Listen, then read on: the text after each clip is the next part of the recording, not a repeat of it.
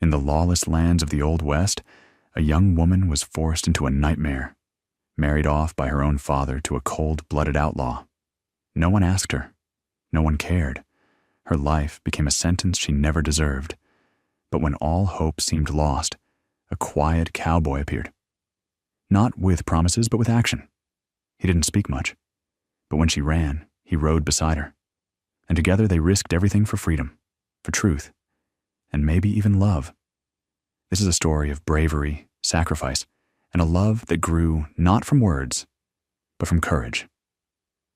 If this story touches your heart, please take a moment to like the video, leave a comment to let us know how it made you feel, and share it with someone who still believes in love and justice.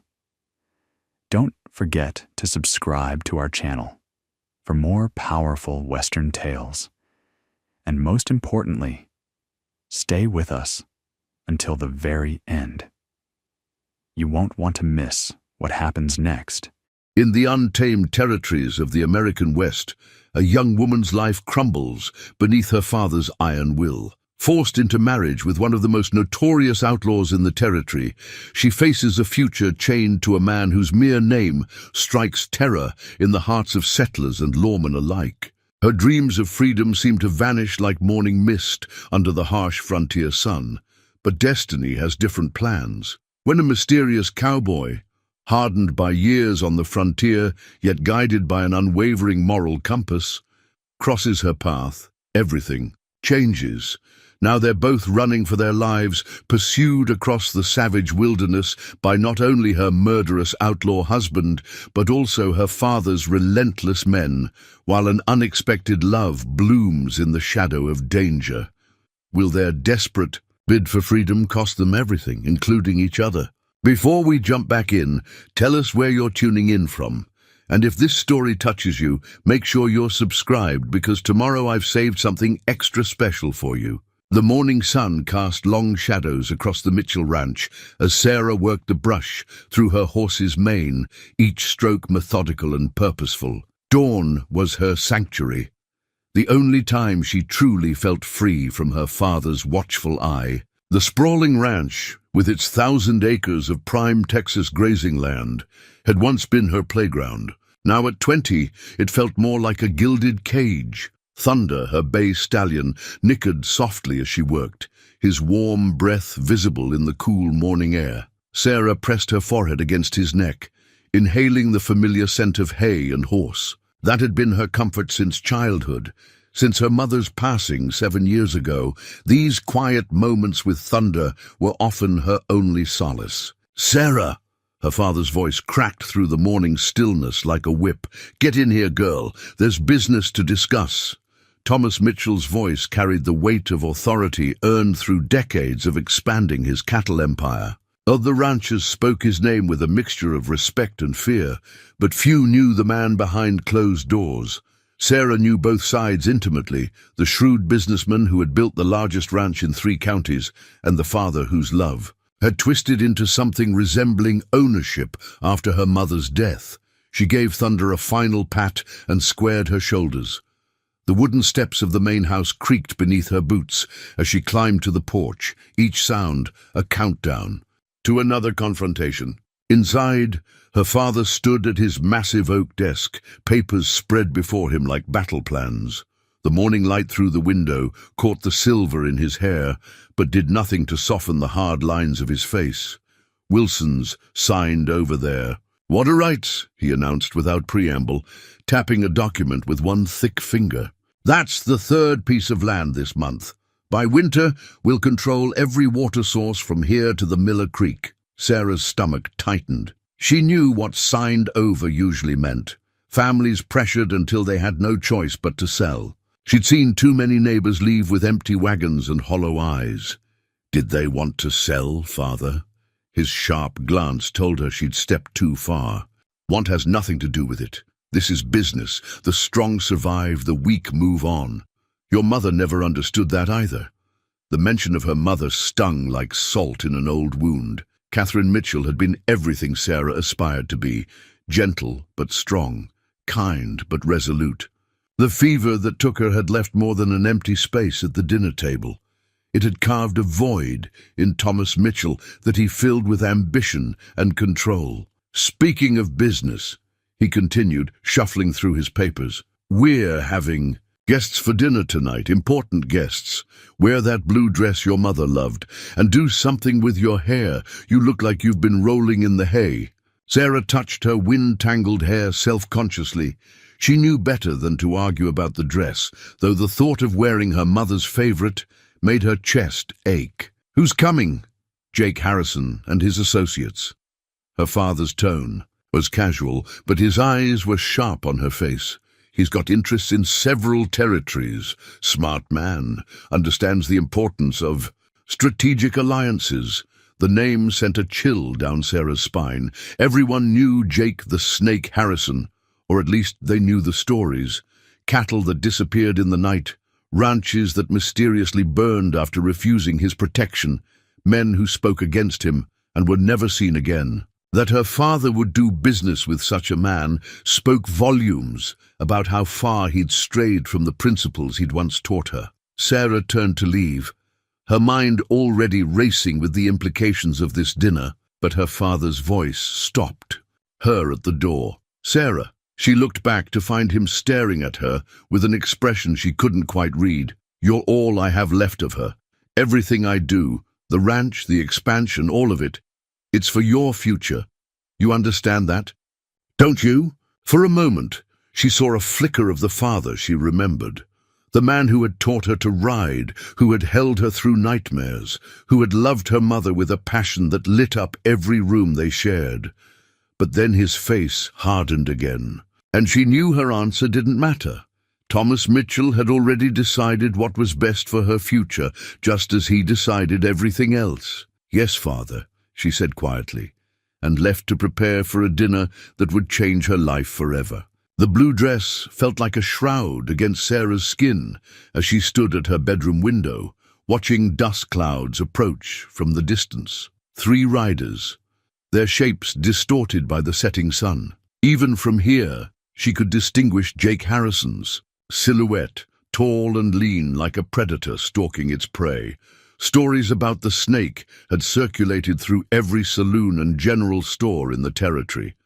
Last month, Mary Cooper, the shopkeeper's wife, had whispered about Harrison's latest victim, a rancher who'd refused to pay protection money. They'd found the man's cattle slaughtered, his barn burned, and him hanging from his own windmill. The local sheriff had ruled it suicide, but everyone knew better. Nobody crossed the snake and lived to tell about it. They're here, Rosa, their housekeeper, announced from the doorway. The older woman's face was pinched with worry, her weathered hands twisting her apron. She'd helped raise Sarah after Catherine's death, and her maternal instincts were screaming warnings. Your father wants you downstairs. Sarah smoothed her skirts, her fingers trembling slightly. How many guests, Rosa? 3. Harrison and 2 of his men. Rosa stepped closer, lowering her voice. I don't like this, Mijita. That man, he has dead eyes, like a rattler before it strikes. The comparison was apt. Sarah had seen Harrison once before, at a distance during last year's cattle auction. He'd stood apart from the crowd, watching everything with cold calculation. Men gave him a wide berth, like prey animals sensing a predator in their midst. Heavy bootsteps echoed from downstairs, followed by her father's forced laugh, too loud, too eager to please. Sarah took a deep breath and descended the stairs. Rosa's cross touching her back in a silent blessing. The scene in the parlor froze her blood. Jake Harrison stood by the fireplace, his black coat dusty from the trail, but somehow making him look more dangerous, rather than disheveled. His eyes found her immediately, a predatory gleam that made her skin crawl. At 40, he was twice her age, but it wasn't his years that troubled her. It was the cold calculation in his gaze as he assessed her like a piece of property. Miss Mitchell, he drawled, tipping his hat with exaggerated courtesy. Your father's descriptions didn't do you justice. His smile never reached his eyes. Thomas Mitchell beamed with pride, either ignorant of or choosing to ignore the threat emanating from his guest. Sarah, come meet Mr. Harrison properly. He's been telling me about his operations in the New Mexico territory. Operations. Such a clean word for what everyone knew was a criminal empire built on extortion and blood. Harrison's two men, hard-faced cowboys with gun-calloused hands, watched the exchange with poorly concealed amusement. "A pleasure, Mr. Harrison," Sarah managed, her voice steady despite her racing heart. She'd learned from her father how to wear masks in business dealings. "Please call me Jake." He stepped closer, and Sarah fought the urge to retreat. "I have a feeling we'll be getting to know each other very well." The way he said it made her blood run cold. She glanced at her father, but he was busy pouring drinks, his movements too precise, too deliberate. He was nervous, she realized. Thomas Mitchell, who had faced down rustlers and rival ranchers without flinching, was afraid of Jake Harrison. "Dinner is served," Rosa announced from the doorway, her timing perfect as always. The meal that followed was an exercise in contained terror. Harrison dominated the conversation, speaking of his various business interests with carefully crafted vagueness. His men, introduced as Bart and Tucker, ate in predatory silence, their eyes constantly scanning the room. Sarah pushed food around, her plate, her appetite gone, as Harrison's gaze repeatedly returned to her with increasing possessiveness. "Your daughter's quite the accomplished young lady, Thomas," Harrison remarked over dessert. "Beautiful, well-mannered, clearly intelligent. A man could build an empire with a wife like that." The fork trembled in Sarah's hand. Her father's response was lost in the roaring of blood in her ears. She knew then, with horrible certainty, why Harrison was really here. This wasn't just a business dinner, it was a negotiation for her future. As if confirming her fears, Harrison raised his glass in her direction, his smile as deadly as a coiled rattlesnake. "To new partnerships," he said, his meaning clear, "and to the future Mrs. Harrison." Sarah didn't sleep that night. She sat at her window, watching Harrison's men patrol the ranch grounds like prison guards. Her childhood home had become a cage in the space of a single evening. The moon cast long shadows across the yard, and in each one she saw the shape of her future closing in around her. Before her mother died, there had been dreams. She'd planned to attend school back east, like her cousin Emily, maybe even teach someday. Catherine had encouraged these aspirations, secretly putting aside money from her household allowance. The small stack of saved dollars still lay hidden. In Sarah's drawer, wrapped in her mother's handkerchief, now nothing more than a bitter reminder of futures lost. A soft knock at her door startled her. "Enter," she called, quickly wiping her eyes. Rosa slipped in, carrying a cup of tea. Her face was grave in the lamplight. "Your father is still in his study with that devil," she whispered, pressing the warm cup into Sarah's hands. "They're drawing up papers." Papers. The word felt like ash in her mouth. "Marriage contract." Rosa spat the words like a curse. "That snake wants the wedding done by week's end." The teacup clattered against its saucer. "Week's end. But that's only 3 days away. He says he has business in Santa Fe that can't wait." Rosa's hands were gentle on Sarah's shoulders. "Majita, we must get you out of here. I have cousins in Mexico." "He'd find me." Sarah's voice was hollow. "You know what he does to people who cross him. I won't put your family at risk." Dawn found Sarah at her father's study door, her nightdress exchanged for a riding habit. She'd always been able to reason with him before, even in his darkest moods. But when she entered, one look at his face told her this time would be different. "It's done," Thomas Mitchell said without preamble. "The contracts are signed. Harrison's offering a generous bride price, enough to secure water rights all the way to the state line." He wouldn't meet her eyes. Bride price. Sarah's voice shook, with rage and disbelief. "I'm your daughter, not a piece of cattle to be sold at auction. This is business, Sarah, a strategic alliance that will secure both our futures." He shuffled papers on his desk. "Harrison can protect what we've built, expand it, with his connections. His connections to thieves and murderers." The words burst from her.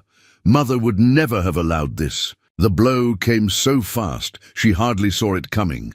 Her father had never struck her before. They stood frozen, both shocked by the red mark spreading across her cheek. "Your mother," he said finally, his voice deadly quiet, "is not here. I am. And you'll do as you're told." Sarah fled to the stables, her sanctuary since childhood. Thunder sensed her distress, nickering softly as she threw his saddle on with shaking hands. She had one chance. If she could reach the sheriff in town, surely he would. Going somewhere, Miss Mitchell, she whirled to find Bart, one of Harrison's men, blocking the stable door. His hand rested casually on his gun belt. "Just exercising thunder before breakfast," she managed. "Boss thought you might try something foolish." Bart's smile didn't reach his eyes. "Said to remind you he's got men watching every road between here and Mexico. Shame if something happened to that pretty horse of yours, or to Rosa's family down south." The threat was clear. Sarah's shoulders slumped in defeat as Bart led Thunder back to his stall. She watched helplessly as he removed the saddle, her last hope of escape disappearing with each piece of tack he stripped away. Back in her room, Sarah found a dress box on her bed. Inside lay a wedding gown of finest white silk, obviously ordered weeks ago. Her father had planned this all along. A note in Harrison's angular handwriting lay atop the fabric. "A gift for my bride. I trust you'll wear it with appropriate gratitude. Your loving fiancé, Jake." Sarah ran her fingers over the silk, imagining it wrapping around her throat like a noose. In 3 days, she would walk down the aisle of the local church, and Jake the Snake Harrison would slide a ring onto her finger like a shackle. Unless God himself intervened, Sarah Mitchell would become Mrs. Jake Harrison, and in doing so, she would die inside just as surely as if Harrison had put one of his bullets through her heart. The church bells tolled like a funeral dirge. Sarah stood before the chapel mirror, a stranger in white silk staring back at her. The wedding dress fit perfectly. Of course it did. Harrison had been planning this for months, probably had her. Measurements taken without her knowledge. Even her reflection looked trapped, pale and drawn, despite Rosa's best efforts with rouge and powder. "It's time, daughter." Thomas Mitchell's voice carried none of its usual authority. For the first time, he sounded old. The small church was packed with faces she knew, neighbors, townspeople, ranch hands. Some wore expressions of pity, others couldn't meet her eyes.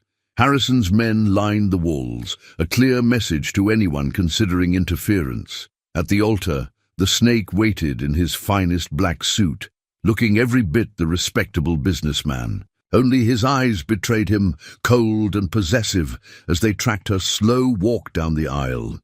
"Dearly beloved," the priest's words washed over her like distant waves. Sarah focused on the stained glass window behind him, its colors bleeding together through her unshed tears.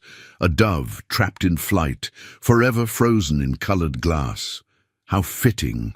Harrison's hand was dry and cold when he took hers. The gold ring felt like a brand as he slid it onto her finger, his grip tightening when she instinctively tried to pull away.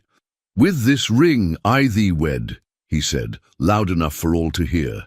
His thumb stroked her palm, a gesture of ownership, not affection. "I do," Sarah whispered when prompted, the words tasting like ash. What choice did she have? Harrison's men had made it clear what would happen to Rosa's family, to Thunder, to anyone she cared about if she refused. The reception was held at the Mitchell Ranch, the yard transformed with bunting and flowers. Sarah sat beside her new husband, watching him charm the guests with practiced ease. To most, he appeared the perfect gentleman, gracious, wealthy, devoted to his young bride. Only she felt the steel beneath his gentle touches, saw the threats behind his loving smiles. "Dance with me, wife," Harrison commanded as the fiddles struck up a tune. He led her onto the makeshift dance floor, one hand proprietary on her waist. "You've made me a very happy man today," he murmured in her ear. "Your father's water rights are just a bonus. I've had my eye on you since the cattle auction last year. Such spirit, such fire." His grip tightened. "I look forward to taming that fire." The sun was setting when Harrison finally led her to the waiting carriage. Her bags had already been packed and loaded. She wouldn't be allowed a last night in her childhood home. Rosa pressed a small bundle into her hands as she passed, whispering a prayer in Spanish. Sarah clutched it like a lifeline, knowing it contained her mother's photograph and the sad little stack of saved dollars. "To new beginnings," Harrison announced, to the cheering crowd, helping her into the carriage. As they pulled away, Sarah caught a last glimpse of her father. He stood alone on the porch, shoulders slumped, finally seeing the true cost of his ambition. The carriage rattled through the gathering darkness. Harrison sat opposite her, his features shadowed, watching her with those snake-like eyes. A voice called out from the darkness, one of his scouts reporting the road ahead was clear. "Get some rest, Mrs. Harrison," he said, testing out her new name. "It's a long ride to our new home." His smile showed teeth in the darkness. "And tomorrow we begin your education in being a proper wife." Sarah turned to the window, letting her tears fall silently as her childhood home disappeared into the night. The golden ring on her finger caught the last light of day, gleaming like a shackle. She was Jake Harrison's wife now, bound by law and church and her father's cruel ambition. Unless God himself intervened, this was her life now. A bird, in a gilded cage, married to a snake. The first rays of dawn painted the desert sky when the sound of gunfire shattered the morning silence. The carriage lurched to a halt, throwing Sarah against the opposite seat. Harrison was already moving, his revolver appearing in his hand like a magic trick. "Stay here," he ordered, voice cold with fury. More shots rang out, followed by shouts and the thunder of hooves. Through the carriage window, Sarah glimpsed figures moving in the dusty morning light. Harrison's men taking defensive positions, returning fire at unseen attackers. For a wild moment, she wondered if her father had changed his mind, sent men to rescue her, but Thomas Mitchell wasn't the type to go back on a deal no matter the cost. A horse screamed in pain. Someone cursed. Then, cutting through the chaos, a new voice rang out, deep, authoritative, with a hint of Texas drawl. "That's enough. I got 3 rifles trained on your driver, Harrison. Let's talk business." Sarah peered through the dust. A lone rider sat atop a black stallion, silhouetted against the rising sun. Unlike Harrison's men, he wore no gun belt. Bristling with weapons, just a single revolver on his hip and a rifle across his saddle, Harrison stepped into view, keeping his body between the stranger and the carriage. "You're either brave or stupid, mister. Do you know who I am? Jake the Snake Harrison." The stranger's voice carried a note of contempt. "Terror of 3 territories, or so they say. Right now, you're the man about to lose his driver and 2 best men unless we come to an arrangement." A tense silence followed. Sarah held her breath, heart pounding. Through the window, she could see Harrison's shoulders tighten. He was calculating odds, counting guns. "What kind of arrangement?" Harrison finally asked. "Simple. I've got papers saying that carriage was stolen. Wanted in 3 counties. The stranger's tone was casual, almost friendly. "Now, I'm a reasonable man. Turn it over, we forget this happened." Harrison's laugh was ugly. "The carriage stays. So does everything in it." "Everything?" The stranger shifted in his saddle, and for the first time, Sarah caught a glimpse of his face, weathered by sun and wind, but younger than his voice suggested. His eyes, sharp and intelligent, flicked briefly to the carriage window. "That's not what I heard. Word is you're traveling with unwilling company." Sarah's heart skipped. He knew. Somehow this stranger knew about her situation. "My wife," Harrison snarled, "travels of her own free will. We were married yesterday. Ask anyone in town. A church wedding doesn't make it right." The stranger's voice hardened. "Let her decide, Harrison. Her choice here and now." For a moment, hope flared in Sarah's chest. Then Harrison's next words extinguished it. "Try anything, and my men in town will pay a visit to certain families. You understand my meaning?" The stranger was silent for a long moment. When he spoke again, his voice carried a different note, one of quiet promise rather than threat. "Another? "A time then, ma'am," he called louder. "Remember this day. Remember there's always a choice." With that, he wheeled his horse around. Sarah caught one last glimpse of him, straight-backed and proud in the saddle, before he disappeared into the rising sun. His men melted away with him, leaving no trace they'd ever been there. Harrison yanked the carriage door open, his face twisted with rage. "Friend of your father's?" Sarah shook her head, unable to speak. The stranger's words echoed in her mind. "Remember, there's always a choice." "Get moving!" Harrison shouted to his driver. As the carriage lurched forward, he settled opposite Sarah, his eyes never leaving her face. "Don't get any ideas, wife. That was just some glory-seeking fool. He won't try again." But Sarah saw the lie in his eyes. For the first time since the wedding, she felt something stir in her chest. A dangerous, fragile thing called hope. Harrison's ranch sprawled across 1,000 acres of New Mexico territory, a fortress disguised as a cattle operation. The main house perched on a hill like a vulture's nest, offering views of anyone approaching for miles. Sarah spent her first week as Mrs. Harrison learning its boundaries, both visible and invisible. She couldn't go riding without an escort, couldn't visit town alone, couldn't even write letters without Harrison reading them first. The servants, all Harrison's people, watched her every move, but they couldn't stop her from observing, from learning the rhythm of the place. Every Tuesday, supplies came from town. Every Thursday, Harrison met with his business associates, men who arrived after dark and left before dawn. And every morning, like clockwork, the young stable hand mucked out the stalls while singing trail songs in a familiar Texas drawl. It took Sarah 3 days to realize why that voice struck her as familiar. When she finally slipped away to the stables on the pretense of checking her old mare, the only piece of her previous life Harrison had allowed her to keep, her heart nearly stopped. The stable hand straightened up from his work, and though his face was different, partially hidden by a thick beard, those eyes were unmistakable. The stranger from the ambush. "Ma'am," he touched his hat, his voice carefully neutral. Just another ranch hand doing his job. But as he passed her, he pressed something into her hand, a crumpled piece of paper hidden in a handful of fresh straw. Back in her room, hands trembling, Sarah smoothed out the note. "Friends are watching. Be ready. When the time comes, be near. Your horse at midnight." She burned the note in her candle, watching the ashes float away like her prayers. That night at dinner, Harrison boasted about his new stable hand, Will Turner, supposedly from a ranch in Texas. "Good with horses," he said between bites.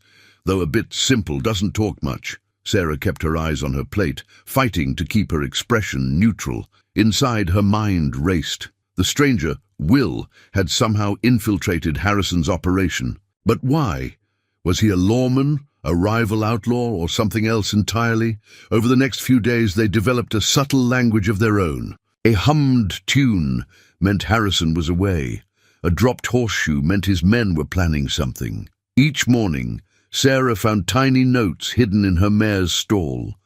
Sometimes just a word or two, but each one a lifeline to the outside world. 3. New men arrived last night. Bad ones. Harrison planning big meeting next week. Got word about Rosa's family. They're safe. That last one nearly brought her to tears. She'd been sick with worry about Rosa's relatives in Mexico, knowing Harrison's threats weren't idle. Somehow, Will had reached them, protected them. But Harrison wasn't a fool. Sarah caught him watching her sometimes, his eyes calculating. He noticed how often she visited the stables, though she was careful to make each trip seem reluctant, as if the mare was her only comfort in her new life. It wasn't even a lie, just not the whole truth. "Sweet thing," he said one evening, his fingers tracing patterns on her shoulder that made her skin crawl. "You spend so much time with that horse. Perhaps we should sell it, give you more time to focus on wifely duties." "Please," she whispered, hating the tremor in her voice, but knowing it would please him. "She's all I have left of home." He smiled, satisfied with her show of submission. "Very well, keep your pet. For now. That night, she found a longer message wrapped in her mare's blanket. Harrison's planning something big. Army payroll coming. Through next week, he'll be distracted. Stay alert. Almost time. Sarah's hands shook as she memorized the words before destroying them. Hope was a dangerous thing in Harrison's world. It could get you killed as surely as a bullet. But like a seed taking root in desert soil, it grew in her heart. Unstoppable. Each morning, she watched Will work with the horses, his capable hands, gentle with the animals, even as they delivered messages that could get them both killed. Each evening, she sat across from Harrison at dinner, wearing the mask of the obedient wife, while silently planning her escape. And each night, she dreamed of freedom, of riding away from this gilded prison with the mysterious stranger who'd brought hope back into her world. But dreams, she knew, could be as dangerous as hope in the snake's den.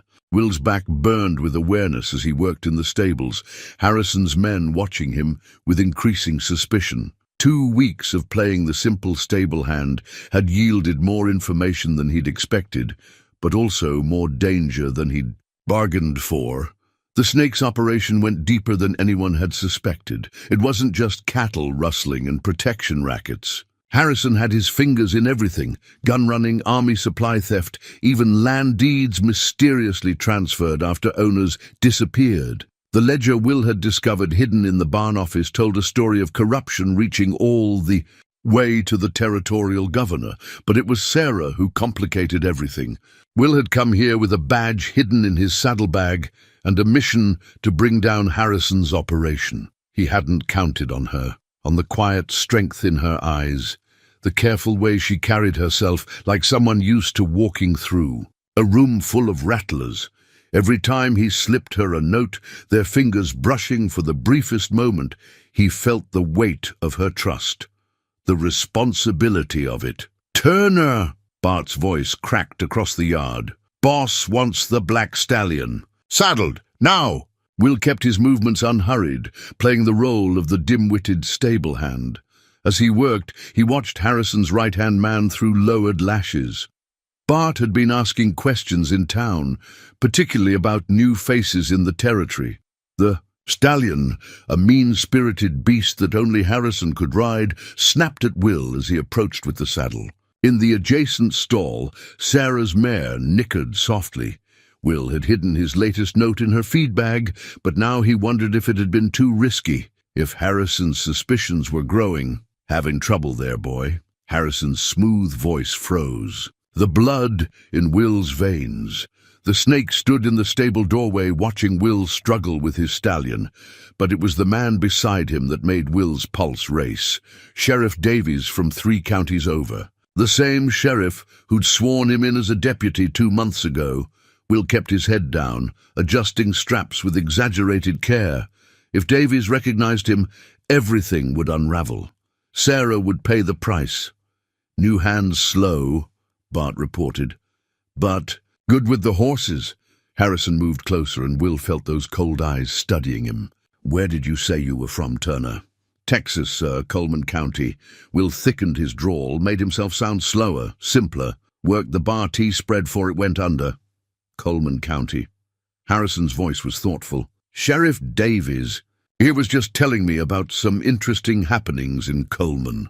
Wasn't there some trouble with lawmen going missing?" Will's hand tightened on the saddle strap. "Wouldn't know, sir. Don't pay much mind to such things."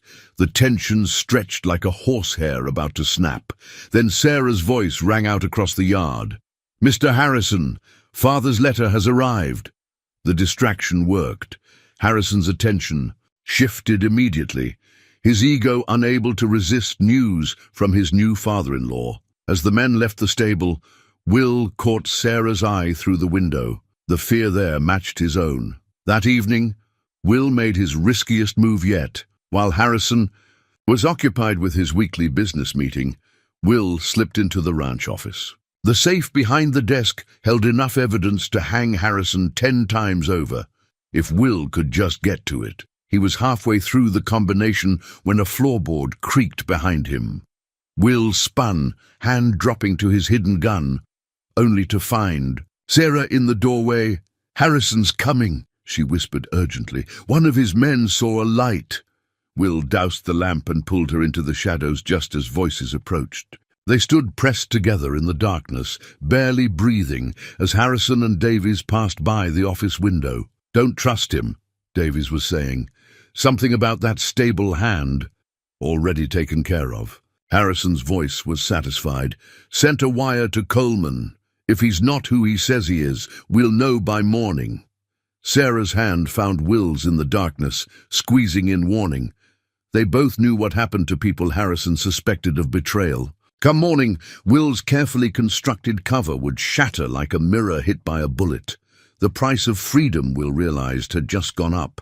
They were out of time. Midnight painted the ranch in shadows as Sarah crept through the darkened house. Her heart thundered so loudly she feared it would wake Harrison, but his side of the bed remained empty.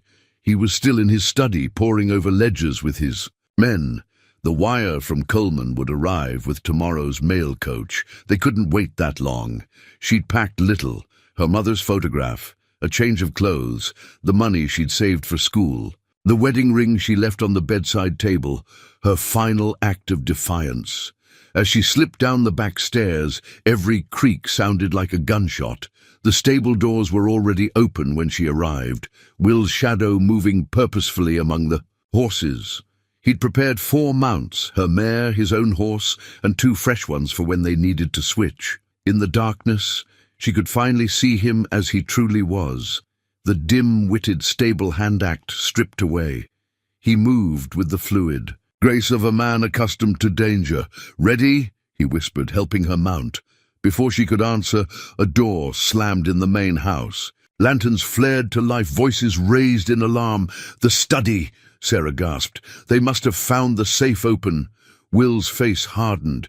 "Time's up." He swung into his saddle. "Stay close to me, no matter what happens." They burst from the stable. Just as the first shouts of alarm went up, gunfire erupted behind them, bullets whining past like angry wasps. Will led them not toward the main gate, surely guarded, but toward a section of fence he'd weakened over the past week. The horses crashed through the weathered rails. Sarah ducked low over her mare's neck as more shots rang out. Behind them, she heard Harrison's voice rising above the chaos. "Bring her back alive! Kill him!" The night swallowed them as they rode hard across the open country. Will set a punishing pace, but Sarah's years of riding thunder had prepared her for this.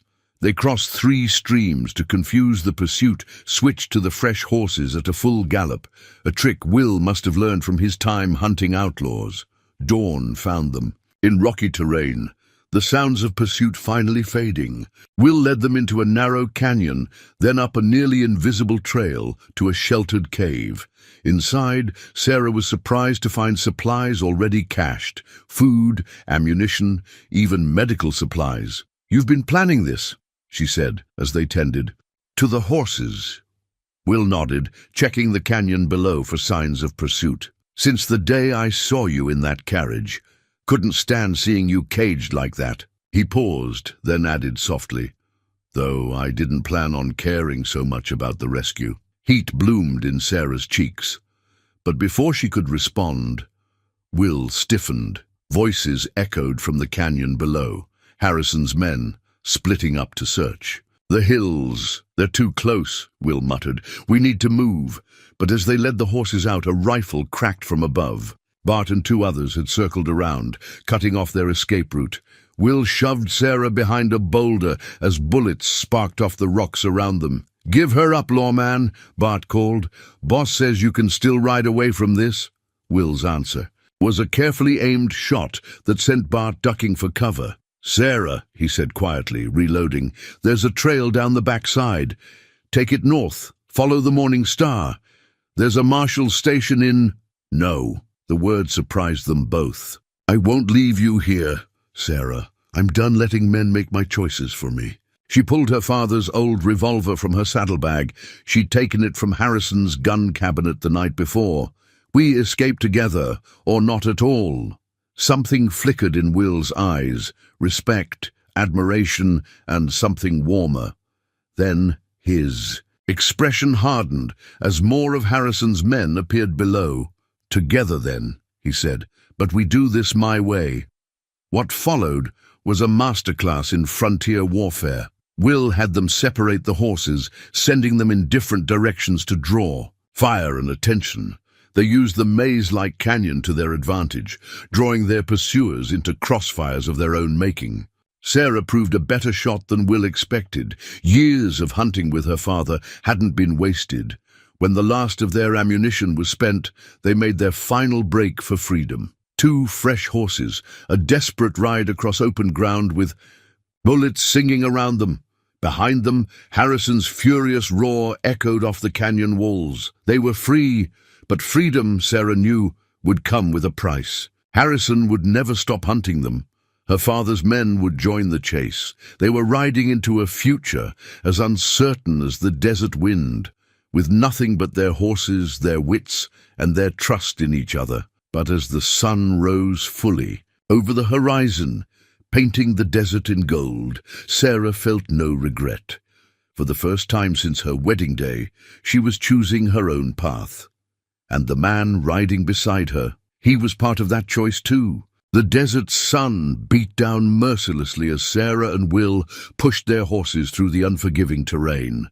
3 days had passed since their escape from Harrison's ranch, each mile purchased with sweat and vigilance.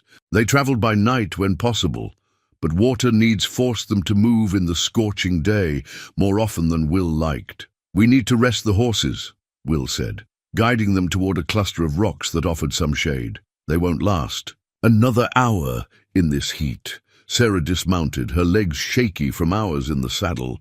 Despite her experience as a rider, she'd never attempted anything like this sustained flight. Will had shown her tricks for conserving water, reading the landscape, covering their tracks, skills she absorbed with desperate attention. "Harrison will have telegraphed every town within 100 miles, Will said, checking his dwindling ammunition. "We'll need to avoid settlements, at least until we're out of his immediate reach." "How far is that?" Sarah passed him the canteen, careful not to waste a drop. "A man like Harrison? His reach goes as far as his money." Will's face was grim, and his pride won't let him lose what he considers his property. The word made Sarah shudder. "I was never his property." "No," Will agreed softly. "You weren't." He busied himself with the horses, but Sarah caught something in his voice that made her heart skip. As they shared a meager lunch of jerky and hardtack, Sarah studied her companion openly for the first time. The simple, stable hand act had hidden so much. His natural grace, his quick intelligence, the way his eyes constantly scanned their surroundings. Even trail-worn and dust-covered, he carried himself with a quiet confidence that made her feel safer than she had in weeks. "Why did you really come to Harrison's ranch?" she asked finally. The truth this time. Will was silent for a long moment, watching the heat waves dance across the desert. "I've been tracking Harrison for 2 years. He killed my partner, Maid. It looked like a robbery gone wrong. But Tom was getting close to exposing Harrison's connection to the territorial governor." His hands clenched. "When I heard about your forced marriage, I knew it was my chance to infiltrate his operation." "I was your way in," Sarah said, understanding dawning. At first, Will met her eyes. "Then I saw you at that dinner, wearing your courage like armor. And He looked away. "The mission got complicated." Before Sarah could respond, Will tensed. In the distance, dust rose from multiple riders moving fast. "Mount up," he said tersely. "They found our trail." They rode hard through the afternoon, taking every trick Will knew to throw off pursuit. Up dry creek beds, across rocky ground that held no tracks, doubling back and splitting up only to rejoin later. But their horses were tired, and Harrison's. Men had fresh mounts. As dusk approached, they found themselves forced toward a box canyon. "We can't let them trap us," Will said, studying the terrain. "There's a narrow trail up the side. Might be our only chance." The path was barely wide, enough for a horse. Sarah's mare picked her way carefully, loose rocks clattering into the growing darkness below. Behind them, shouts echoed as their pursuers discovered their tracks. Halfway up, Sarah's mare stumbled, The horse recovered, but Sarah's saddlebags slipped, tumbling down the slope. Her mother's photographed their spare ammunition, gone in an instant. "Leave it," Will ordered, as she instinctively started to turn back. "We can't." Gunfire erupted from below. Will's horse screamed, blood blooming on its shoulder. The animal reared in panic, nearly sending Will over the edge. Sarah watched in horror as he fought for control on the narrow trail. "Go!" Will shouted, his horse still dancing dangerously close to the drop. "I'll hold them here." "Not without you," Sarah called back, echoing her words from their escape. Something passed between them then, an understanding deeper than words. Together, they urged their horses up the treacherous path as bullets sparked off the rocks around them. At the top, they found what Will had hoped for, a maze of ravines and passages that could help them lose their pursuers in the gathering dark. But as they paused to let their horses catch their breath, Sarah saw the blood soaking Will's sleeve. He'd been hit during the climb, yet hadn't said a word. Their eyes met in the twilight, both knowing that injury out here, with Harrison's men behind them and unknown dangers ahead, could be a death sentence. Without a word, Sarah tore strips from her petticoat for bandages. Whatever came next, they would face it together. She was done letting fear rule her life. Night fell in the high country, bringing with it a bone-deep chill that made Will's wounded arm throb mercilessly. They'd found shelter in a shallow cave, just deep enough to hide the small fire Sarah insisted on building to ward off the cold. In its flickering light, she examined his wound with gentle fingers. "The bullet went clean through," she said, relief evident in her voice, "but it's starting to show signs of infection." Will watched her work, remembering how she'd learned to treat wounds by helping the ranch hands back home. Another surprise. About this woman who kept defying his expectations. "We need to reach Silver Creek," he said. "There's a doctor there who doesn't ask questions. And Harrison won't look for us in a town so close to his territory," Sarah added, understanding his logic. She tied off the bandage, her touch lingering for a moment longer than necessary. "It's risky, but we don't have a choice." A wolf howled in the distance, answered by another closer call. Sarah tensed, but Will recognized the sound for what it was. "That's not wolves," he said grimly. "Harrison's men are using signals to coordinate their search." They doused the fire and moved deeper into the cave, leading the horses with them. In the darkness, Sarah's shoulder pressed against Will's good arm, her warmth both comforting and distracting. They waited in tense silence as hoofbeats approached their hidden sanctuary. "Tracks lead this way," Bart's voice carried clearly in the night air. "Check those caves." Sarah's hand found Will's in the darkness, squeezing tight. He squeezed back, trying to convey reassurance he didn't entirely feel. His gun arm was nearly useless, and they had precious little ammunition left. Lantern light swept the cave entrance. Will held his breath, knowing their horses might give them away with a single nervous sound. But Sarah was already moving, her hands gentle on the animals' muzzles, whispering soothing words, too soft to hear. "Nothing here," someone called. "Just an old bear den." The lantern light withdrew. Slowly, the sound of horses moved away. But Will didn't relax. "They'll have left men to watch," he whispered. "We'll wait an hour, then slip out the back way I spotted earlier." "There's a back way," Sarah whispered back, surprise and admiration in her voice. "First rule of survival. Always know your escape route." He smiled in the darkness. "Something tells me you understand that better than most." "I spent years planning escapes from my father's control," she admitted. "But I never had the courage to use them, not until you came along." The words hung between them, heavy with meaning. Will was acutely aware of her closeness, the soft sound of her breathing, the faint scent of roses that somehow lingered despite days on the trail. It would be so easy to turn his head, to find her lips in the darkness. A stone clattered outside the cave. They froze, the moment broken. But it was only a mountain sheep, its form visible in the moonlight that now filtered through the cave. "Entrance, time to move," Will said, his voice rougher than he intended. They led the horses through the narrow back passage he'd discovered, emerging into a starlit night on the other side of the ridge. They rode hard for 2 hours, making use of every trick Will knew to obscure their trail. But the effort took its toll on his wounded arm, and by the time they stopped to rest, he was swaying in the saddle. "You're burning up," Sarah said, helping him dismount. Her cool hand on his forehead confirmed the fever she'd feared. "We need to reach that doctor soon." "Silver Creek's still a day's ride," Will said, fighting to focus through the growing haze of fever. "And Harrison's men will be watching the direct routes." Sarah's face set with determination. "Then we'll make our own route." She began unpacking what remained of their medical supplies. "But first, you need to rest. I'll take first watch." "Sarah," Will caught her hand as she turned away. "If something happens to me, you need to be ready to go on alone. Head north." She pressed her fingers to his lips, silencing him. "Stop talking like that. We escaped together. We'll survive together." Her eyes held his in the starlight, fierce and certain. "I didn't choose freedom just to lose you to a bullet and a fever." The word choose echoed in Will's mind as exhaustion finally pulled him toward unconsciousness.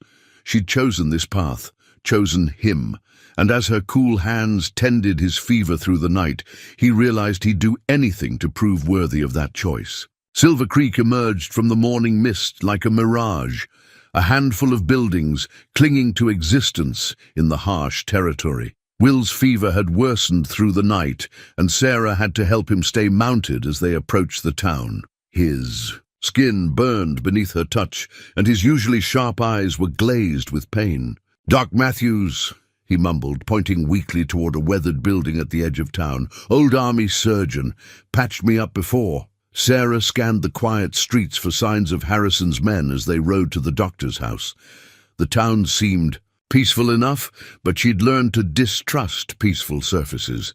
A woman hanging laundry watched them too intently. A man cleaning his storefront paused too long in his work.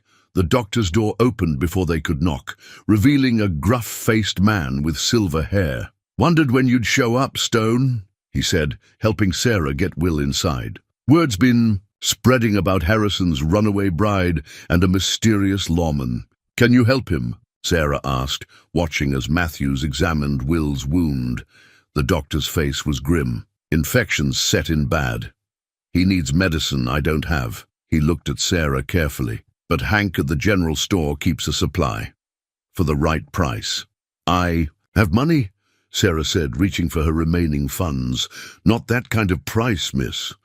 Matthews glanced at Will, who had lapsed into fevered unconsciousness. "Hank's been in Harrison's pocket for years. He'll want information." Sarah straightened. "Her spine? Then I'll get it myself." "Sarah, no!" Will stirred, trying to rise. "Can't trust. Trust me," she said firmly, pressing him back down. "I learned deception at my father's dinner table. I can handle one corrupt shopkeeper." The general store bell jingled as Sarah entered, her heart pounding beneath her carefully composed expression. Hank, a thin man with calculating eyes, looked up from his ledger. "Mrs. Harrison," he said, unsurprised, "or do you prefer Miss Mitchell now?" "I prefer to do business," Sarah replied coldly, channeling her father's negotiating voice. "I need medicine. You have it. Name your price." "Information," Hank said, moving closer. "Where's your companion headed?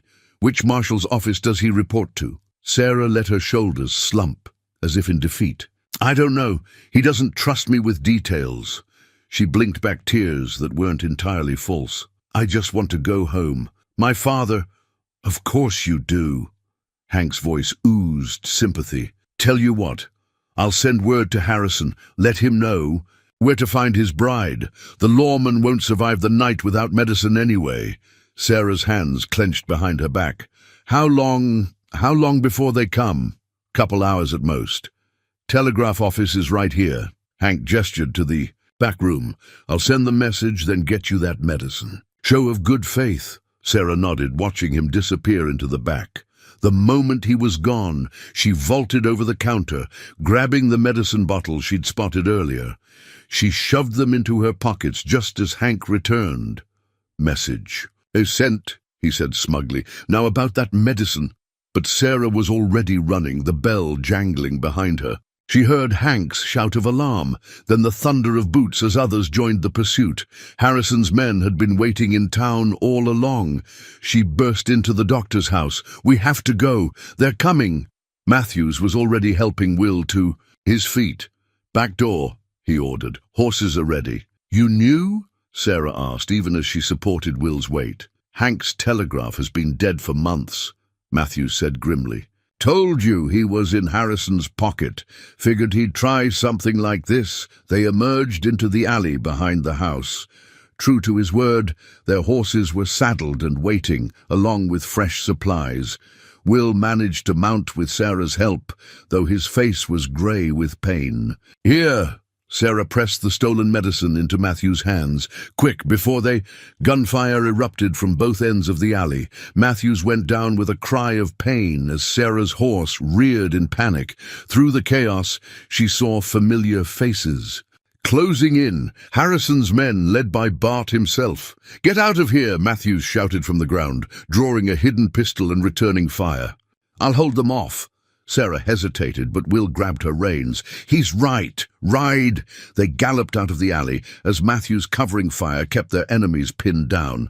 Sarah's last glimpse of the old doctor was him reloading behind a water barrel, buying them time with his own blood. "Head for the high country," Will called, fighting to stay conscious as they rode. "There's a place, a safe place." But as they cleared the town, Sarah knew their troubles were far from over. Harrison's men would be right behind them, and now they had fresh horses and more men. The medicine in her pocket might save Will's life, but only if they lived long enough to use it. High in the mountains, Sarah found the shelter Will had spoken of, a forgotten trapper's cabin nestled in a grove of pines. As she helped him inside, his fever finally broke enough for him to speak coherently. The medicine she'd stolen was working, but they both knew they weren't safe yet. "There's something you need to know," Will said, watching her build a fire.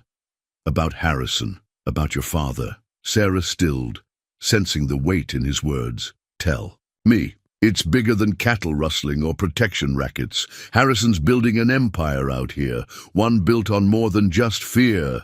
Will's voice was tight with pain and urgency. "He's got judges in his pocket, territorial officials on his payroll. Even your father's water rights scheme was part of something larger." "What do you mean?" "The railroad's coming through." Will sat up straighter, grimacing. "New line from Texas to California. Harrison's been buying up land along the proposed route, or forcing people out. Your father's water rights, they control every water source the railroad would need." Sarah's mind raced, pieces falling into place. That's why he wanted the marriage. "My father's lands were the missing piece.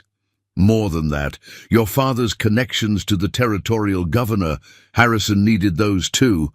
But Thomas Mitchell was proving reluctant to fully commit to Harrison's schemes, so he used me as leverage." Sarah's voice was bitter. "To ensure my father's cooperation. The governor's signing over land grants next month. With those, Harrison will control not just the territory, but the future of the entire region." Will reached for her hand. "That's why he won't let you go. Sarah, you're his guarantee that your father won't back out." A sound outside made them both freeze. Sarah moved to the window, peering through a gap in the shutters. The moon had risen, painting the forest in silver shadows. "There's more," Will said quietly. "About your mother's death." Sarah turned sharply. "What about it?" "It wasn't fever that killed her." Will's eyes held infinite sadness. "She was asking questions about your father's business dealings with Harrison, about missing funds, forged documents. She threatened to go to the authorities." The world tilted beneath Sarah's feet. "No, father wouldn't." Harrison made it look like natural causes. "Your father only found out afterward, but by then—" Will trailed off, letting her complete the terrible picture herself. He was already in too deep. Sarah sank to the floor, memories realigning themselves with brutal clarity. Her father's sudden change after her mother's death, his drinking, his rage, his obsession with expanding the ranch. It hadn't been grief driving him. It had been guilt. "That's why he gave me to Harrison," she whispered. He was already under his control. Sarah. Will started to rise, but she waved him back. All this time, I thought Father was just ambitious. Cruel, perhaps, but at least purposeful. Her laugh was hollow. Instead, he was just a coward, selling his daughter to protect himself. He was a man caught in a snake's coils, Will said gently, making one bad choice after another, each worse than the last. Before Sarah could respond, a flicker of movement caught her eye. Through the window she saw it, a flash of lamplight among the trees, quickly doused. "They've found us," she breathed. Will struggled to his feet, checking his gun. "There's a cellar door, hidden under that bearskin rug. Leads to a tunnel the trappers used for storing furs. You're not healed enough to ride. Don't have a choice." His eyes met hers in the firelight. "Sarah, if anything happens—" "Nothing will happen," she cut him off fiercely. "We know the truth now. That's worth something." "Worth our lives?" Will asked softly. Sarah thought of her. Mother, of all the lives Harrison had destroyed, of the empire of corruption he was building. "Worth more," she said. "Worth fighting for." Outside, the night filled with the soft sounds of men trying to move quietly through forest. The hunters had found their prey, but this time Sarah swore the prey would bite back. The tunnel beneath the cabin was narrow and damp, forcing them to move single file through the darkness. Behind them, the sounds of Harrison's men searching the cabin filtered through the earth. Sarah led their horses while Will kept watch, his breathing labored from the effort of movement. They emerged into a small box canyon, the moon providing just enough light to navigate. But as they mounted their horses, a familiar voice froze Sarah's blood. "Sarah!" Thomas Mitchell stepped from the shadows, rifle trained on Will. "That's far enough." "Father?" Sarah's voice cracked. "How? Harrison's men aren't the only ones who can track." Her father's face was haggard, aged decades in the weeks since she'd last seen him. "Come home, Sarah, before this gets worse." "Worse than selling me to a murderer?" The words tasted like poison. "Worse than letting him kill Mother?" Thomas Mitchell flinched as if struck. "You don't understand." "I understand everything." Sarah's voice was ice. "Every water rights deal, every forced sale. How many lives have you helped Harrison destroy, Father? How many families driven from their homes? I did it to protect you." He took a step forward, rifle wavering. "After your mother, Harrison knew everything. He would have ruined us, imprisoned me. What would have happened to you then? So you gave me to him instead." Sarah felt Will tense beside her, ready to move despite his weakness. She touched his arm lightly. "Wait. He promised you'd be safe." Her father's voice cracked. "Protected. Provided for. Like Mother was protected." Sarah saw the bullet strike home. Did Harrison promise that too before he killed her? The rifle drooped toward the ground. "I didn't know about your mother, not until after. Harrison, he showed me proof. Said if I didn't cooperate, the same proof would show I was responsible. So you bought your freedom with my life." "Sarah, please." Thomas Mitchell's face was wet with tears. "Come home. I'll fix this. Somehow." "How?" Will's quiet voice cut through the night. "Harrison owns you, Mitchell. Owns every piece of paper that could send you to prison. You really think he'll let either of you go?" The rifle came back up. You're the one who turned her against me." "No, Father." Sarah urged her horse forward, placing herself between Will and the rifle. "You did that yourself. Every time you chose Harrison's blood money over what was right. Every time you looked away from what he was doing. Every time you remembered how Mother really died and said nothing. Movement in the trees. Harrison's men closing in. They had moments at most." "Father." Sarah's voice softened. Help us stop him. We can end this." For a moment she saw her father as he once was, the man who had taught her to ride, who had loved her mother with his whole heart. The man he could have been if fear hadn't poisoned his soul. Then his face hardened. "Harrison!" he shouted. There, Will's shot took him in the shoulder, spinning him to the ground. The rifle discharged harmlessly into the air. "Ride, Will." snapped, wheeling his horse. They galloped out of the canyon as gunfire erupted behind them. Sarah didn't look back at her father's crumpled form, at the last bridge burning behind her. Her choice was made. Harrison will kill him, she said as they rode. No. Will's voice was grim. He's too useful alive, a reminder to others what happens when you cross the snake. Sarah felt something hard settle in her chest. Her father had chosen his fate, just as she was choosing hers. But as they rode into the night, pursued by Harrison's bullets and her father's sins, she swore that choice would end differently. Behind them, her father's betrayal lit up the night like a signal fire. Ahead lay only darkness and hope. Dawn found them in an abandoned mining camp, the kind of place where dreams of gold had died years ago. Will's fever had finally broken completely, his strength returning with each passing hour. They'd managed to lose Harrison's immediate pursuit, but both knew it was only temporary. The governor's signing those land grants in 3 days, Will said, spreading out a worn map he'd kept hidden in his saddlebag. Harrison's men will be escorting him to the territorial capital by the old stage road. Sarah studied the map, her finger tracing the route. Through Snake Pass, it's the only way they can make it in time. Exactly. Will's eyes held a fierce light. And I've got proof of Harrison's entire operation. Letters, bank drafts, witness statements, everything needed to bring him down, But we have to get it to the right people, Sarah finished. Before Harrison can complete his plan. Will nodded grimly.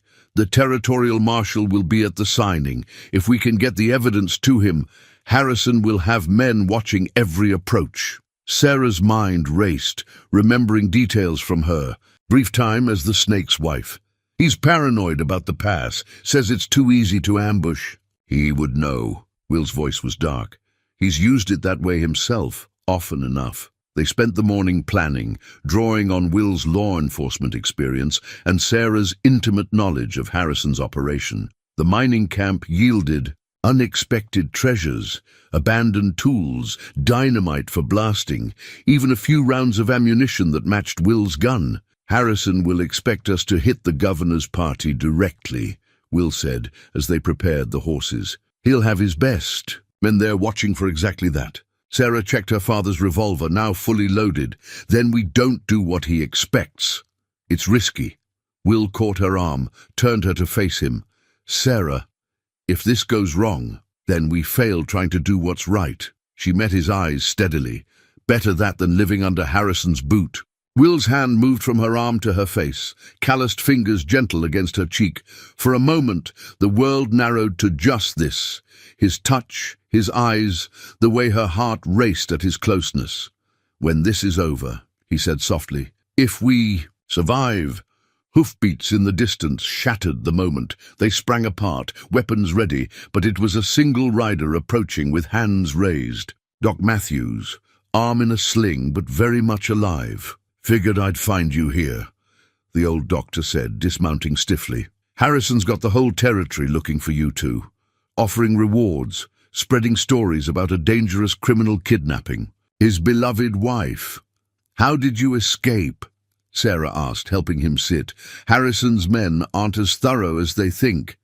And I've got friends of my own. Matthews produced a package from his saddlebag, including some who want to see Harrison fall. As much as you do. The package contained ammunition, medical supplies, and most precious of all, official papers with the territorial marshal's seal. There's a group of lawmen gathering, Matthews explained. Been building a case against Harrison for months. Will's evidence is the last piece they need. But they can't move until they have proof of the railroad connection. The land grants, Will said. If Harrison gets those signed, he'll be untouchable. Matthew's face was grim. Too many powerful men involved. Too much money at stake. It has to end at Snake Pass. They spent the afternoon refining their plan, Matthews adding his knowledge of the territory and its people. As the sun began to set, the old doctor prepared to leave. Harrison's got 50 men at least, he warned. Not counting whatever local muscle he's hired. You'll be outnumbered. Quality over quantity. Will said, but his eyes were worried as he watched Sarah check their supplies.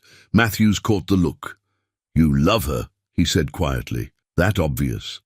"To everyone but her, probably." The doctor mounted carefully. "Good. Love's the only thing I've seen that's stronger than fear, and fear is how Harrison controls everyone." As Matthews rode away, Sarah joined Will at the edge of the camp. Together they watched the sun sink behind the mountains, painting the sky in colors of blood and gold. "Tomorrow," she said softly. Will's hand found hers, their fingers intertwining. Tomorrow. Neither spoke of the odds against them, of all the ways their plan could fail. They had truth on their side, and justice, and something else neither dared name yet. It would have to be enough. Snake Pass lived up to its name, a twisted trail through rocky peaks where 1,000 places offered ambush. Dawn mist clung to the cliffs as Sarah and Will positioned themselves above the narrowest point. Below, Harrison's men were already taking up positions to guard the governor's approach. "I count 20 riders," Will murmured, studying the scene through his field glasses. "Plus, whatever men he's got hidden in the rocks. More coming," Sarah whispered, pointing to dust clouds. "In the distance. That'll be the governor's party. Harrison will be with them." They'd spent the night placing charges at strategic points along the pass, not to kill, but to trap and separate Harrison's forces. The territorial marshal's men were supposedly in position on the far side, waiting for Will's signal. If everything went according to plan, they'd catch Harrison's entire operation in a net of their own making. But as Sarah watched more riders arrive below, her heart sank. "There's too many, even with the marshal's men." "We stick to the plan," Will said firmly.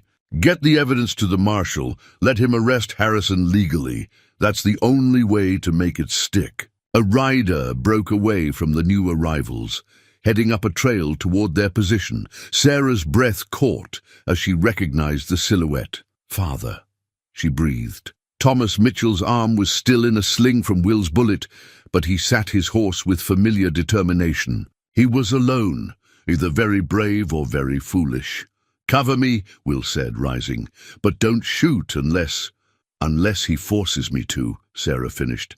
"I know." She watched through her rifle sights as Will stepped into view, blocking her father's path. The two men faced each other, hands near weapons. "Mitchell," Will called, "here to betray your daughter again, here to save her life." Thomas Mitchell's voice carried clearly in the morning air. "Harrison knows you're planning something. He's got men everywhere, watching every approach. You can't win this." "Already sent riders for help," Will lied smoothly. "Marshall's men will be here within the hour." "No, they won't." Mitchell's face was haunted.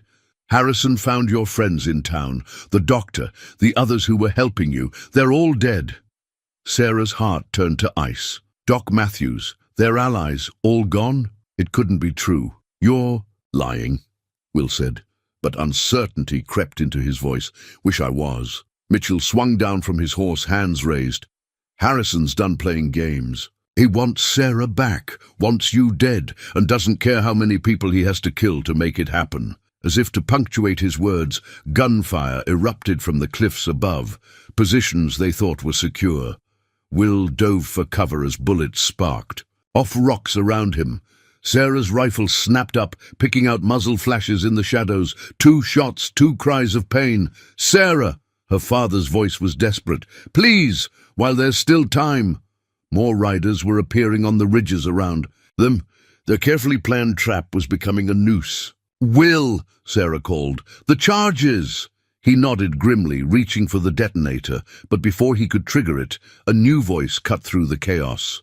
"I wouldn't." Jake Harrison stepped into view on a ledge above them, rifle aimed at Will's back. "Drop it, lawman. Nice and easy." Sarah swung her rifle toward him, but Harrison just smiled. "Careful, dear wife. My men have some interesting news about Rosa's family in Mexico. Would be a shame if anything happened to them." He's bluffing. Will called, but his hands moved away from the detonator. "Am I?" Harrison's smile widened. "Tell her, Thomas. Tell her what happens to people who cross me." Sarah's father seemed to age decades before her eyes. "It's true, all of it. The doctor, Rosa's family, the marshal's men. Harrison's been 2 steps ahead the whole time. Thanks to you, Sarah said, bitterly understanding dawning. You've been feeding him information since we escaped. I had no choice, Mitchell's voice broke. He said he'd let you live if I helped him, said he'd forgive your running away. And you believed him? Will's laugh was harsh. After everything he's done? Harrison's men were closing in now, emerging from hiding places all around them.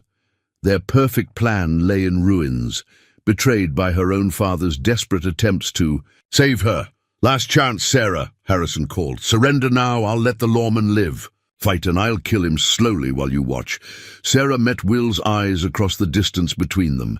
In them, she saw everything they'd never said, everything they'd hoped for after this was over. She saw love and trust and a question. Her answer was a single word pitched for his ears alone. Together. The world exploded. In the split second after Sarah's whispered together, Will had understood. Even as Harrison's men closed in, his hand found the second detonator. The one they'd hidden as a last resort. The one Sarah's father hadn't known. About to betray, the charges they'd set along the lower pass erupted, sending horses rearing and men scrambling for cover. Sarah's rifle cracked twice, taking down the men nearest Harrison before he could react. The snake dove for cover, losing his commanding position as rocks tumbled around him. "Kill them!" Harrison's voice rose above the chaos. "Kill them both!" But Sarah and Will were already moving, using the confusion to reach their cached horses. Years of riding thunder had prepared Sarah for this moment. She swung into the saddle at a gallop, gun still blazing. Beside her, Will matched her pace, their horses racing along the narrow trail they'd scouted the night before. "This wasn't the plan," Will shouted over the gunfire. "Plans change," Sarah called back. "Besides," she twisted in her saddle, dropping another of Harrison's men, "you love it." The admission hung between them as they rode, punctuated by bullets whining past. Behind them, Harrison was rallying his men, but the explosions had done their work. The pass was partially blocked, forcing their pursuers to split up. They reached the second ambush point just as the governor's party appeared below. Sarah saw the territorial governor himself, surrounded by armed guards, staring up at the chaos in confusion. "Perfect! Now!" Will commanded. They triggered the remaining charges, not to kill or trap this time, but to create a barrier of flame and smoke. In the confusion, they swung down into the governor's party, guns leveled. Governor Evans. Will's voice carried authority even in the chaos. "You're riding with a wanted man. Jake Harrison is—" Gunfire cut him off. Harrison's men had reached. Them, led by Bart. The governor's guards returned fire, not sure who was friend or foe. Horses screamed, men shouted, and the narrow pass became a cauldron of lead and chaos. Sarah lost track of Will in the melee. She found herself facing Bart, his gun aimed at her heart.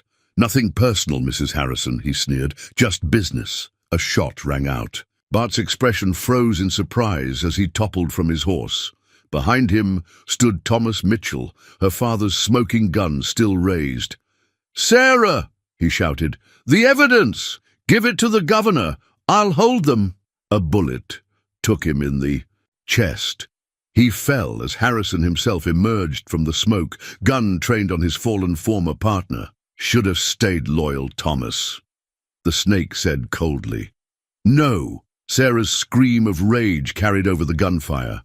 Her horse responded to her urgency, charging straight at Harrison. The snake's eyes widened in surprise as she bore down on him. His shot went wide as her mare's shoulder slammed into his horse, sending both animals and riders tumbling. Sarah rolled clear, coming up with her father's revolver ready. Harrison was faster, his gun swinging toward her. Time seemed to slow as she stared down the barrel, seeing her death in those cold eyes. 2 shots rang out as one. Harrison's bullet burned across her arm, but Will's shot, fired from where he'd fought his way to high ground, took the snake high in the shoulder. Harrison fell, his gun flying from nerveless fingers. "Sarah!" Will's voice held terror. "The governor!" She turned to see Governor Evans pinned down with his guards, cut off from escape by Harrison's remaining men. This was their chance, if they could just get the evidence to him. Sarah snatched the package of documents from her saddlebag and broke cover, running toward the governor's position. Bullets kicked up dust around her feet. Behind her, she heard Will providing covering fire, heard Harrison shouting orders through the pain of his wound. She was halfway there when she saw movement. Too late. One of Harrison's men, hidden in the rocks, swung his rifle toward her. There was no time to dodge, no cover to reach. A shadow passed over her.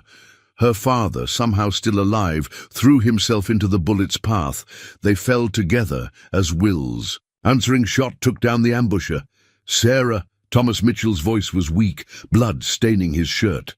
The letter in my pocket. Harrison's confession about your mother. Understanding dawned. Her father had been playing a deeper game all along, gathering his own evidence even while seeming to betray them. With shaking hands, she found the letter, added it to the package. "I'm sorry," he whispered, "for everything. So sorry. No," she said, holding him as his breathing slowed. "I know, Father." A familiar voice rang out over the chaos. "U.S. Marshal, drop your weapons." Sarah looked up to see riders pouring into the pass. Doc Matthews, very much alive, leading a force of marshals. Her father's final deception revealed he'd lied about their allies being dead, buying them time for reinforcements to arrive. Harrison's men, caught between the marshals and the governor's guards, began throwing down their weapons, but the snake himself had one last strike. Sarah saw him rise, saw the derringer appear in his hand, aimed not at her but at Will. Her father's revolver barked one last time. Harrison fell, a look of surprise frozen on his face, his hidden gun unfired. Sarah's last bullet had found its mark right through the snake's heart. As the marshals took control of the scene, Will reached her side.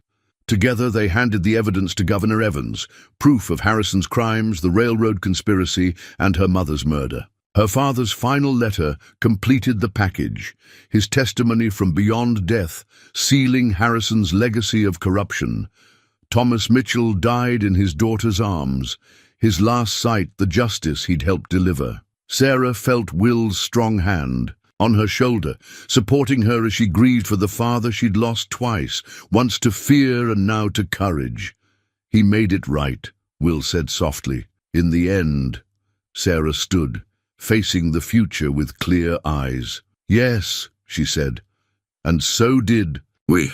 The sun broke through the smoke of battle, lighting the pass where so many threads of fate had finally unraveled. Harrison's empire lay in ruins, its architect dead by the hand of the woman he'd tried to cage. Justice had been served, truth revealed, and a daughter's journey from prisoner to victor completed. But as Will drew her into his arms, Sarah knew this wasn't really an ending. In his kiss, she tasted tomorrow and all the tomorrows after. She had won more than freedom.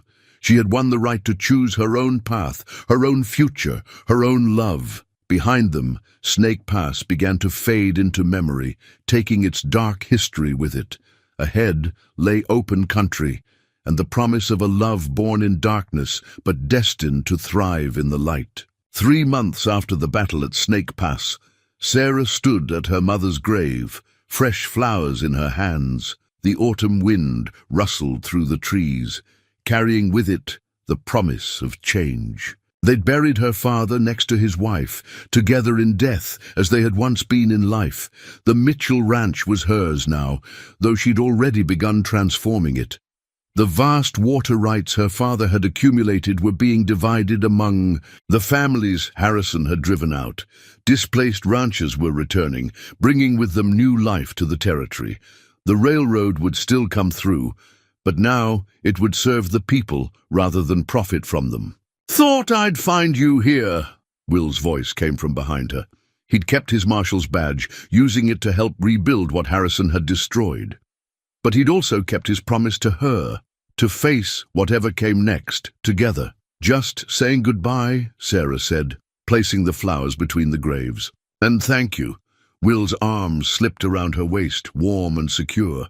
Your father would be proud of all you've done, all you're still doing. He died trying to make things right. Sarah leaned back against him. Seems only fair to finish what he started.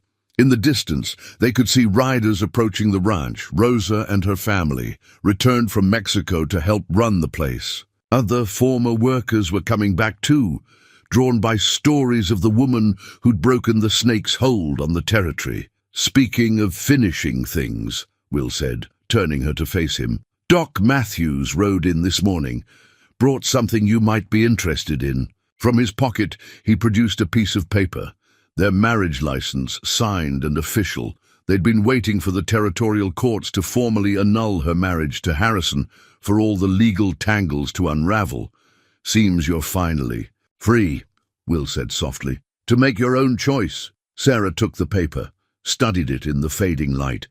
Then, with deliberate care, she tore it in half. Will's face fell, but before he could step back, she grabbed his shirt and pulled him close. I don't need a paper to choose you, she said. I did that a long time ago in a cave with bullets flying and hope burning low.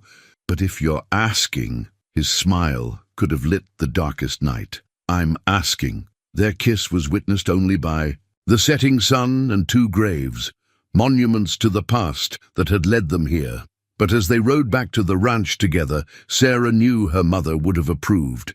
She'd found not just freedom, but the kind of love worth fighting for. The Mitchell Ranch's gates stood open now, welcoming all who sought honest work and fair treatment. And if anyone asked about the woman who ran it, the one who'd married an outlaw and escaped with a lawman, who'd brought down an empire of corruption and reformed a territory, well, that was just another story of the Old West. But it was her story, and this time she'd written her own ending.